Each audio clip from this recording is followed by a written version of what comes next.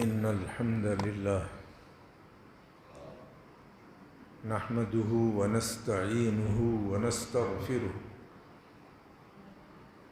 ونعوذ بالله من شرور أنفسنا ومن سيئات أعمالنا من يهد الله فلا مضل له ومن يضلل فلا هادي له وأشهد أن لا إله إلا الله وحده لا شريك له وأشهد أن محمدًا عبده ورسوله يا أيها الذين آمنوا اتقوا الله حق تقاته ولا تموتن إلا وأنتم مسلمون يا أيها الناس اتقوا ربكم الذي خلقكم من نفس واحدة وخلق منها زوجها وبث منهما رجالا كثيرا ونساء واتقوا الله الذي تساءلون به والأرحام إن الله كان عليكم رقيبا يا أيها الذين آمنوا اتقوا الله وقولوا قولا سديدا يصلح لكم أعمالكم ويغفر لكم ذنوبكم ومن يطع الله ورسوله فقد فاز فوزا عظيما أما بعد فإن خير الحديث كتاب الله وخير الهدي هدي محمد صلى الله عليه وسلم وشر الأمور محدثاتها وكل محدثة بدعة وكل بدعة ضلالة الضلالة في النار أعوذ بالله السميع العليم من الشيطان الرجيم من همزه ونفخه ونفثه يا أيها الذين آمنوا إنما الخمر والميسر والأنصاب والأزلام رجس من عمل الشيطان فاجتنبوه لعلكم تفلحون إنما يريد الشيطان أن يوقع بينكم العداوة والبغضاء من الخمر والميسر ويصدكم عن سبيل الله فهل أنتم منتهون.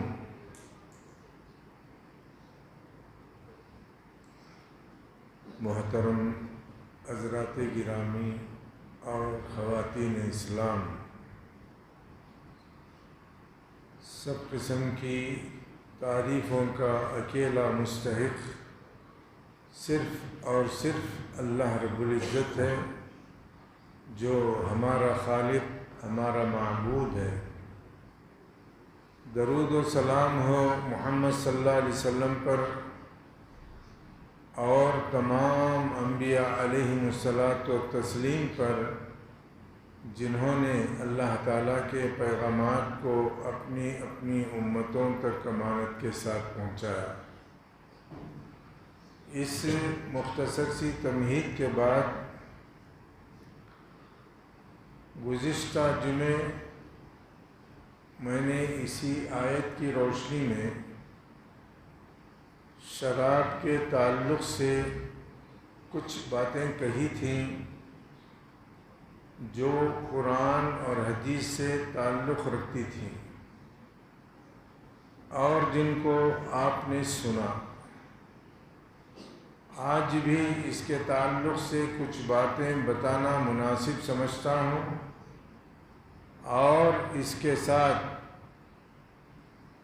اور خرابیاں جو معاشرے کے اندر پائی جاتی ہیں اس کی طرف سے بھی نشاندہی کرنا چاہتا ہوں۔ شراب کسی چیز سے بنائی گئی ہو، اگر اس کے اندر سکر، نشہ ہے تو وہ حرام ہے، اور ابتدائی اسلام کے اندر حلال ہوتے ہوئے کب حرام کی گئی اس کی بھی تاریخ میں نے آپ کے سامنے رکھ دی ہے۔ اس کی حرمت کے تعلق سے جنگ خیبر کے موقع پر اللہ کے نبی صلی اللہ علیہ وسلم نے ابو طلحہ انصاری رضی اللہ تعالیٰ عنہ کو بھیج کر کے اعلان کروایا، جاؤ مدینے میں جا کر کے اعلان کر دو کہ اللہ اس کا رسول منع کرتا ہے، حرام کرتا ہے شراب سے اور گھریلو گدھوں کے گوشت سے۔ حرام ہو گئی، اور اسی طریقے سے گھریلو گدھوں کا گوشت بھی حرام کر دیا گیا۔ اب ہمارے موجودہ زمانے کے اندر شراب کی بہت سی قسمیں پائی جاتی ہیں جو انسان نشے کے لیے استعمال کرتا ہے۔ کیا رسول اللہ صلی اللہ علیہ وسلم کے زمانے میں شراب پینے والے کے ساتھ کیا سلوک کیا جاتا تھا؟ سب سے پہلے اس پر اللہ کے نبی صلی اللہ علیہ وسلم نے لعنت بھیج دی، لعن اللہ الشارب، شراب پینے والے پر اللہ تعالیٰ کی لعنت ہے۔ اور حدیثوں کے اندر اللہ کے نبی صلی اللہ علیہ وسلم نے فرمایا اس کے تمام معاملات کے اندر شریک ہونے والا، اس پر بھی اللہ تعالیٰ کی لعنت ہے۔ اس کے لیے بیج بونے والا، پھل توڑنے والا، نچوڑنے والا، اس کا حساب لکھنے والا، اس کے اندر گواہی دینے والا اور اس کی گاڑی چلانے والا، جتنے بھی لوگ اس کے اندر شریک ہیں سب پر اللہ تعالیٰ کی لعنت۔ یہ عذاب بہت بڑا ہے۔ اگر عقل مند سوچے، اس آدمی کو اللہ تعالیٰ اپنی رحمت سے دور کر دیا، جیسے شیطان کو اللہ تعالیٰ نے اپنی رحمت سے دور کر دیا، ایسے اللہ تعالیٰ کی حرمت کو بیٹنے والے کے بارے میں اللہ کے نبی صلی اللہ علیہ وسلم نے فرمایا اس پر اللہ تعالیٰ کی لعنت ہے۔ چاہے کوئی بھی پیے، اگر وہ پھنس جائے، بڑی آسانی سے پھنس جاتا ہے۔ کون؟ شرابی۔ اس کا منہ سونگھ کر کے دیکھیں تو اس کے منہ سے شراب کی بدبو آتی ہے، اور سونگھنے والے کو یقین ہو جاتا ہے کہ اس آدمی نے شراب پی ہے۔ اب اللہ کے نبی صلی اللہ علیہ وسلم نے اس کے تعلق سے کیا حکم دیا ہے، احادیث کے اندر موجود ہے۔ فرمایا کہ اگر کوئی آدمی پہلی مرتبہ شراب پیتا ہے تو اسے 40 کوڑے مارو۔ 40 کوڑے۔ ایک تو تہمت کے تعلق سے آپ نے سنا 80 کوڑے، شراب کے تعلق سے 40 کوڑے۔ دوسری مرتبہ پیا، پھر 40 کوڑے مارو۔ تیسری مرتبہ پیا، پھر 40 کوڑے مارو۔ عمر رضی اللہ تعالیٰ عنہ کے زمانے میں 80 کوڑے بھی مارے گئے۔ یہ بڑے بڑے پیوٹ جو ہوتے ہیں، بولنے کے باوجود چھوڑنا نہیں چاہتے، وہ پیتے رہتے ہیں، ان کو 80 کوڑے مارے گئے۔ اور چوتھی مرتبہ پینے کے بارے میں قتل کرنے کا بھی حکم ہے۔ اب سنو کتنا بڑا جرم ہے کہ اس شراب کے پینے کی وجہ سے اسے قتل کر دیا جائے۔ یہ معمولی گناہ نہیں ہے، بہت بڑا گناہ ہے۔ ایک آدمی کا واقعہ لوگ بتاتے ہیں کہ اس کو پکڑ لیا گیا، اس کے سامنے 3 چیزیں رکھی گئی، ایک عورت سے زنا کر، نہیں تو اس بچے کو قتل کر دے، نہیں تو شراب پی لے۔ اس نے دیکھا بچے کا قتل کرنا بہت بڑا گناہ ہے، زنا کرنا یہ بھی بہت بڑا گناہ ہے، چلو سب سے چھوٹی چیز شراب پی لیں۔ اس نے شراب پی لیا، بچے کو بھی قتل کر دیا، عورت کے ساتھ بھی زنا کاری کی۔ اسی لیے شراب کا نام ام الخبائث کہا جاتا ہے۔ کیا کہا جاتا ہے؟ ام الخبائث، خراب چیزوں کی ماں ہے۔ اب اس کے علاوہ تاریخی پہلو کے اندر دیکھا گیا، صحابہ کرام علی رضی اللہ تعالیٰ عنہ، عمر رضی اللہ تعالیٰ عنہ کوڑے برسانے کے ساتھ ساتھ چپل سے بھی مارتے تھے، جوتے سے بھی مارتے تھے، اسے ذلیل کرنے کے لیے اس رذیل حرکت پر۔ تو اس سے معلوم ہوا کسی سے بھی اس کو مارنا، اس کو ذلیل کرنا اسلام کے اندر جائز ہے۔ کیوں؟ عادت بہت بری ہے، اسے احساس ہو کہ میں نے بہت برا کام کیا ہے اور جہاں تک جلد ہو سکے میں اس سے باز آ جاؤں، اس خیال سے صحابہ کرام سزائیں دیتے تھے۔ عمر رضی اللہ تعالیٰ عنہ نے قتل کے تعلق سے چھوٹ دے کر کے 80 کوڑے مقرر کر دیے۔ تو بہرحال یہ تعزیر ہے۔ تعزیر کا معنی قاضی جس حالت کو دیکھ کر کے جیسے سزا اختیار کرنا چاہے کر سکتا ہے، اسے روک نہیں سکتا۔ تو بہرحال ان کے ایک بھونی تھے، بخار تھی ان کو، شراب پی چکے تھے، ان کو لایا گیا عمر رضی اللہ تعالیٰ عنہ کے سامنے اور کہا گیا کہ آپ کے بھونی شراب پی لیے ہیں۔ منہ سونگھا گیا، لوگوں نے شہادت دی کہ واقعی یہ شراب پی چکے ہیں، لیکن ان کو سزا مت دو، بخار میں ہے اور بخار سے اچھا ہو جانے کے بعد سزا دو۔ تو عمر رضی اللہ تعالیٰ عنہ نے کہا شراب پیتے وقت جب بخار تھی تو سزا دیتے وقت بھی بخار رہنے دو، اس کو سزا دو۔ سزا دی۔ تو بولنے کا مقصد اللہ تعالیٰ یہی فرماتا ہے انما یرید الشیطان ان یوقع بینکم العداوۃ والبغضاء، شیطان چاہتا یہی ہے کہ شراب پلا کر کے، شراب پینے کے بعد تمہارے درمیان دشمنی پیدا کر دے اور تمہارے درمیان بغض پیدا کر دے۔ کس سے؟ من الخمر والمیسر، شراب سے اور جوے سے۔ دیکھو شراب خانے میں جا کر کے دیکھو روزانہ کتنی لڑائیاں ہوتی ہیں، خون خرابہ بھی ہو جاتا ہے اور بہت ہی مصیبت پڑی رہتی ہے۔ محلے والے حکومت سے اپیل کرتے ہیں کہ ہمارے محلے سے شراب کی دکانیں نکال دی جائیں۔ ایسی کتنی جگہ شراب کی دکانیں نکالی گئیں اس کی نحوست کی وجہ سے، اور حکومت سے پابندی بھی لگائی گئی کہ شراب نہ بیچی جائے نہ پی جائے، اس پر پابندی لگا کر بھی لوگ چوری چھپے پیتے رہتے۔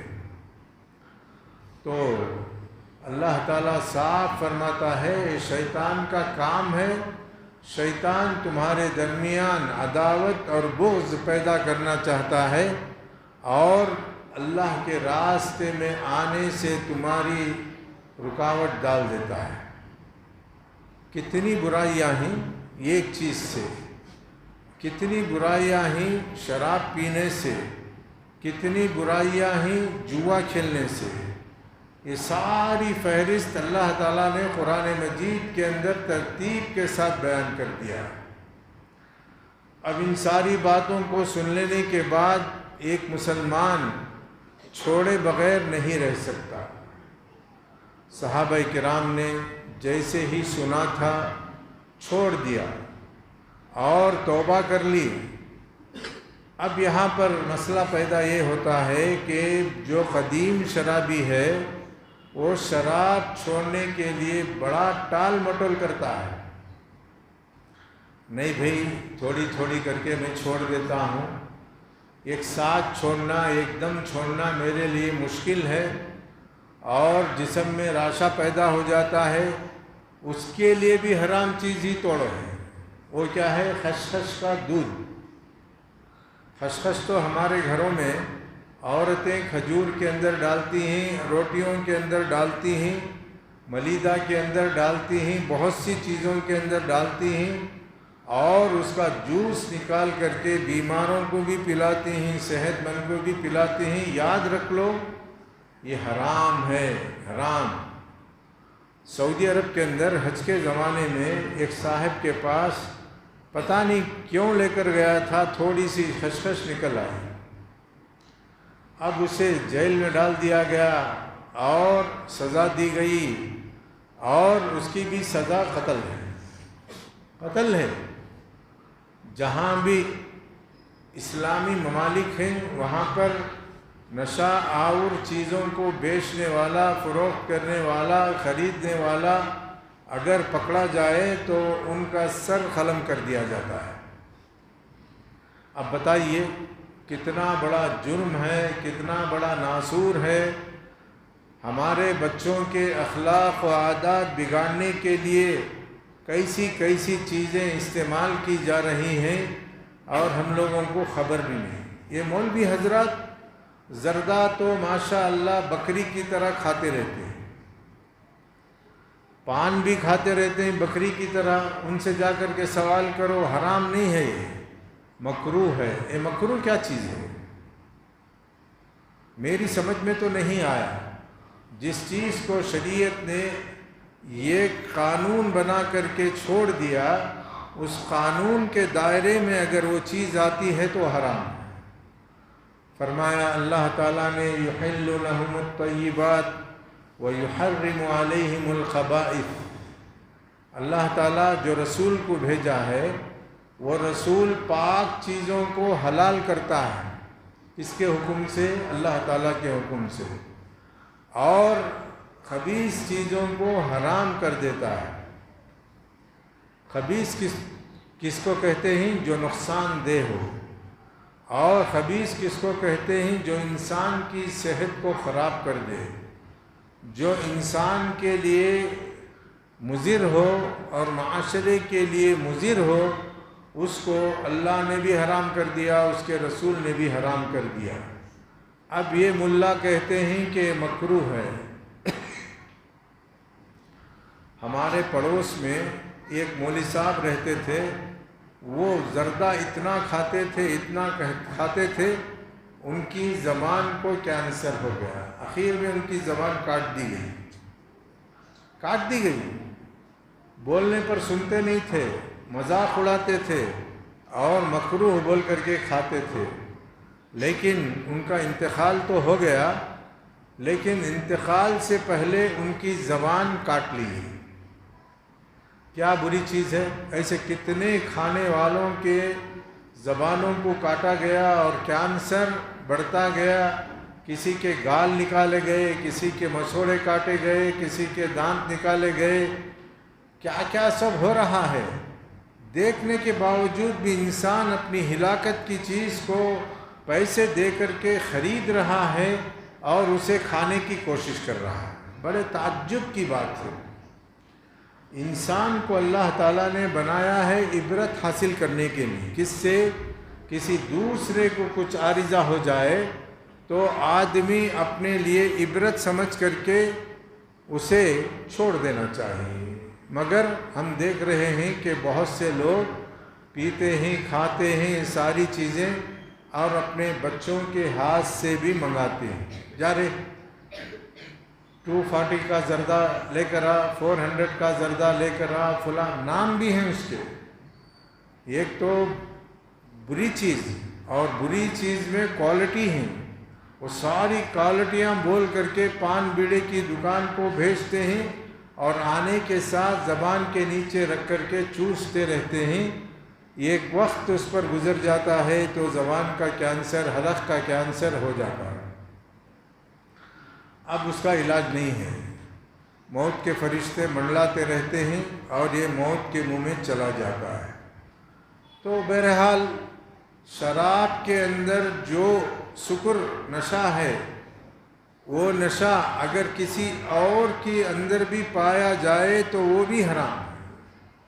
اب میں آپ کے سامنے بتایا خشخش، یہ اصل میں افیون کا بونڈا ہے، کس کا ہے؟ بیج، افیم بولتے نا لوگ، اس کا بونڈا ہے، اور یہ نشہ آور ہے۔ جب نشے والا نشہ چھوڑ کر کے اس کے جسم کے اندر کپ کپی آ جاتی ہے تو اسے کپ کپی دور کرنے کے لیے خشخش کو پیس کر کے پلا دیتے ہیں تاکہ وہ کپ کپی دور ہو جائے۔ دیکھو ایک حرام کا علاج حرام سے کر رہا ہے، ڈبل گناہ۔ ارے علاج بھی حرام سے ہی ہے جس سے بچنا ضروری ہے، مگر یہ بچنے کے لیے حرام چیز کا استعمال کرتا ہے۔ اس استعمال کو لوگ کیا سمجھتے ہیں؟ جائز سمجھتے ہیں۔ جائز نہیں ہے۔ ہماری عورتیں، ہمارے بچے، ہمارے گھر کے بڑے سب خشخش سودے میں اگر لکھ دیا جائے تو حاضر ہو جاتی ہے اور اسے استعمال کرتے ہیں۔ اب اس کے بعد دیکھو اللہ تعالیٰ نے جوا، اب تو جوا بہت قسم کا چل رہا ہے، قدم قدم پر نئی جوئے کی قسمیں لائی جا رہی ہیں، بچے کھیلتے کھیلتے برباد ہوتے جا رہے ہیں۔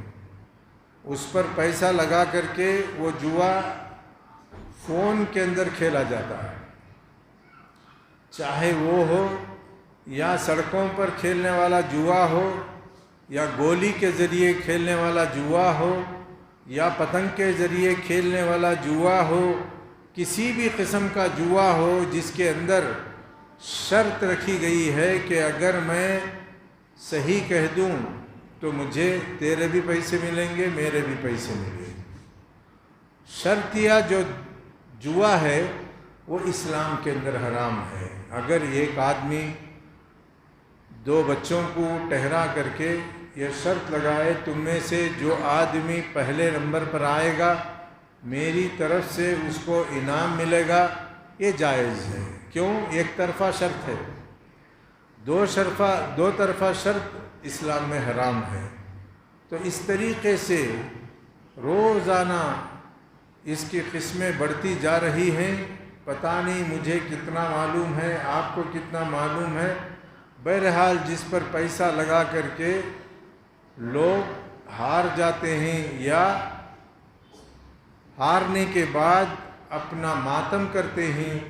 ریس کورس کے پاس تو میں نے بہت سے جواڑیوں کو دیکھا، اپنا پیسہ لاس کر لینے کے بعد سر پیٹتے ہیں اور آئندہ نہ کھیلنے کا وعدہ کر کے جاتے ہیں، مگر جب آ جاتا ہے ریس کورس میں گھوڑوں کی دوڑ کی شرط تو پہلے یہی حاضر ہوتے ہیں۔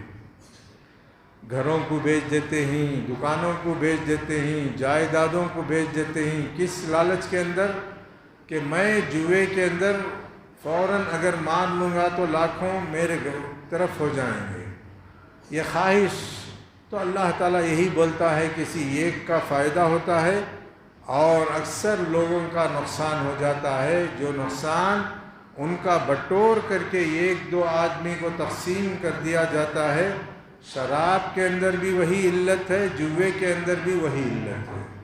شراب بیچنے والے کا تو فائدہ ہی فائدہ ہے، جوا کھلانے والے کا بھی فائدہ تو فائدہ ہی ہے، مگر کھیلنے والے اور پینے والوں کا نقصان صحت کے اعتبار سے، مال کے اعتبار سے اور جوے کے اعتبار سے سب نقصان دہ ہے۔ تو اللہ تعالیٰ فرماتا ہے کہ ہم نے تمہارے لیے یہ ساری چیزیں حرام کر دی ہیں، ایمان والے اس سے بچ جائیں۔ اگر جس کے دل میں ایمان نہ ہو تو وہ اس کے اندر واقع ہوتا ہے۔ آج بڑے بڑے ایمان کا دعویٰ کرنے والے اس کے اندر ملوث ہیں، ہمارے بچے ملوث ہیں، ہمارے بھائی ملوث ہیں، ہماری بہنیں ملوث ہیں، سارے لوگ ملوث ہوتے جا رہے ہیں۔ اس سے پہلے ایک جوا تھا، لاٹری کا، 10 لاکھ روپے، 20 لاکھ روپے، 1 کروڑ روپے، 10 روپے کا ٹکٹ خرید لو، اگر نمبر نکل گیا تو تمہارا فائدہ ہو جائے گا، 1 کروڑ مل جائیں گے۔ 2 کروڑ مل جائیں گے۔ اب وہ مجھے تو دکھائی نہیں دے رہا ہے تو وہ بھی حرام ہے۔ کسی بھی طریقے سے سارے لوگوں کا پیسہ کسی ایک کے نمبر پر نکلنے پر دے دینا، یہ اسلام کے اندر جائز نہیں ہے۔ تو اللہ تعالیٰ فرماتا ہے یحل لکم الطیبات یحل لہم الطیبات ویحرم علیہم الخبائث، خبیث چیزوں کو اللہ تعالیٰ نے تمہارے لیے حرام کیا ہے، پاک اور حلال چیزوں کو تمہارے لیے حلال کیا ہے، تو حلال چیزوں کو استعمال کرو، حرام چیزوں سے دور ہو جاؤ۔ یہ ایمان والوں کو اللہ تعالیٰ نے تاکید فرما دی۔ پھر اللہ تعالیٰ فرماتا ہے اس سے اور بڑا نقصان کیا ہوتا ہے، وَيَصُدَّكُمْ عَنْ سَبِيلِ اللَّهِ، یہ عمل اللہ کے راستے میں جانے سے روک دیتا ہے۔ جواری کو دیکھو، نماز کے وقت میں جوا کھیلتا ہوگا، جواری کو دیکھو نماز کے وقت میں کیرم کھیلتا ہوگا، جواری کو دیکھو نماز کے وقت میں تاش کھیلتا ہوگا، جواری کو دیکھو نماز کے وقت میں شاگوٹ کھیلتا ہوگا۔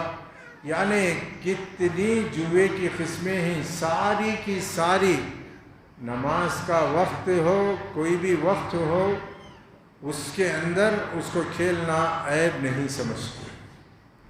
تو یہ ساری چیزیں اللہ تعالیٰ نے عموماً آیت کے اندر بتا دیا، یحل لہم الطیبات ویحرم علیہم الخبائث۔ پھر اس کے بعد اللہ تعالیٰ نے فرمایا فہل انتم منتہون، کیا تم باز نہیں آؤ گے؟ کیا جواب دیں گے آپ؟ ہاں ضرور باز آ جائیں گے انشاءاللہ۔ ہمارے اندر کتنے لوگ بیٹھے ہیں جنہوں نے شراب بھی پی ہو، جوا بھی کھیلا ہو اور غلط کام کیے ہوں، ان کے لیے وقت ہے، اللہ تعالیٰ سے توبہ کرو، اللہ تعالیٰ تمہاری توبہ کو ضرور قبول کرے گا۔ اور میں اللہ سے امید کرتا ہوں کہ اللہ تعالیٰ آپ کی توبہ کو توبہ نصوحہ بنا دے اور آپ تمام کی توبہ کو اللہ تعالیٰ قبول فرما لے۔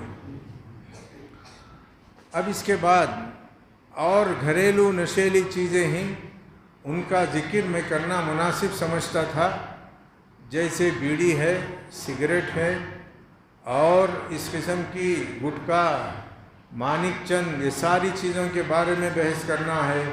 اب اس کی سزا کیا ہے، اس کے تعلق سے بھی بحث کرنا ہے۔ انشاءاللہ اگلی نشست میں اس کے تعلق سے کچھ باتیں بتائی جائیں گی۔ اللہ تعالیٰ مجھے اور آپ کو عمل کرنے کی توفیق عطا فرمائے اور ہمارے دلوں کے اندر اللہ تعالیٰ کا خوف پیدا ہونے کی اللہ تعالیٰ ہمیں سعادت عطا فرمائے۔ آج کچھ لوگوں نے آپ کے سامنے درخواست بھیجی ہے دعا کی۔ پہلے نمبر پر شیشادی پورم پیارو بھائی بہت بیمار ہیں اور کسی نرسنگ ہوم میں ایڈمٹ ہے، اپنی صحت کے لیے دعا کی درخواست کیے ہیں، تو آپ ان کے حق میں بھی دعا کریں۔ فرید جو ہمارے مصلی ہیں، ان کی بیوی کو پیٹ میں درد ہے جو کم نہیں ہو رہا ہے، ان کی بھی صحت کے لیے آپ دعا کریں۔ ہمارے مؤذن صاحب کے لڑکے ارشد ابراہیم، ان کے بچے کی پیدائش 2 دن پہلے ہوئی ہے اور وہ ICU میں بیمار ہے، اس کی صحت کے لیے بھی دعا کریں۔ اور ہمارے اسماعیل بھائی جو مصلی ہیں، ان کی بھی صحت خراب ہے، اللہ تعالیٰ سے دعا کریں کہ اللہ تعالیٰ ان تمام لوگوں کو صحت عاجلہ اور کاملہ عطا فرمائے اور ان کی ساری پریشانیوں کو دور فرمائے۔